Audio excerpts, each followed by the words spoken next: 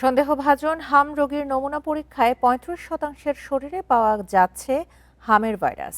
জানুয়ারিতে ১৩%, ফেব্রুয়ারিতে ২৪% হলেও মার্চ ও এপ্রিলে নমুনা পরীক্ষার এমন উচ্চ হারকে উদ্বেগজনক বলছেন বিশেষজ্ঞরা।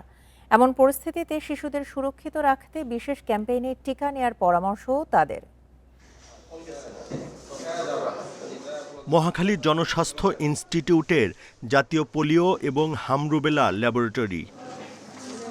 দেশের নানা প্রান্তের ৭৮৭টি কেন্দ্র থেকে প্রতিদিন হামের নমুনা নিয়ে এই ল্যাবরেটরিতে আসছে স্বাস্থ্যকর্মীরা।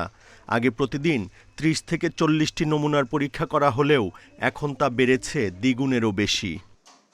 ডিসেম্বরের লাস্ট উইক থেকে একটু একটু করে বাড়তে দেখি, মানে পজিটিভিটিটা বাড়ছে। গ্র্যাজুয়ালি এটা জানুয়ারিতে একটু বাড়লো, আবার ফেব্রুয়ারিতে বাড়লো, কিন্তু মার্চে গেছে এটা আসলে অ্যালার্মিংয়ের মতোই বাড়লো, যেটা তখন সবার চোখে ধরা পড়লো। বিশ্ব স্বাস্থ্য সংস্থার সহযোগিতায় হামের সার্ভিলেন্স বা নিরীক্ষণের তথ্য অনুযায়ী সবশেষ ২০১৬ সালে দেশে হামের প্রাদুর্ভাব দেখা দেয়। সে বছর দেশে হামের রোগী পাওয়া যায় ৯৭২ জন। আর এবছরের জানুয়ারি থেকেই হামের প্রাদুর্ভাব বাড়তে থাকায় বেড়েছে নমুনা পরীক্ষার চাপও।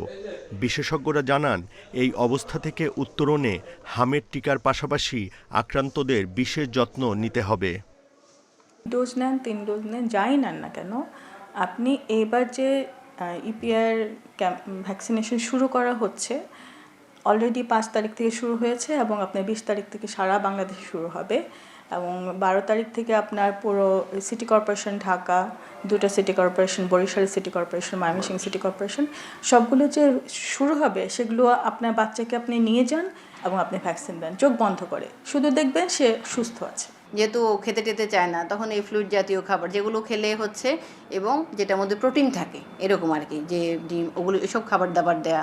তারপরে যেটা বললাম যে আর হচ্ছে পরিষ্কার হ্যান্ড হাইজিন বা ঘরের মধ্যে, কারণ হাঁচি কাশি যেখানে যেখানে পড়ে এখান থেকে কিন্তু ভাইরাসগুলো কিন্তু ছড়াবে। স্বাস্থ্য অধিদপ্তরের তথ্যমতে হামে আক্রান্ত ও উপসর্গ নিয়ে গত ১৫ মার্চ থেকে এ পর্যন্ত ১৬৬ জনের মৃত্যু হয়েছে। Buddhadeb Kundu, independent news, Dhaka.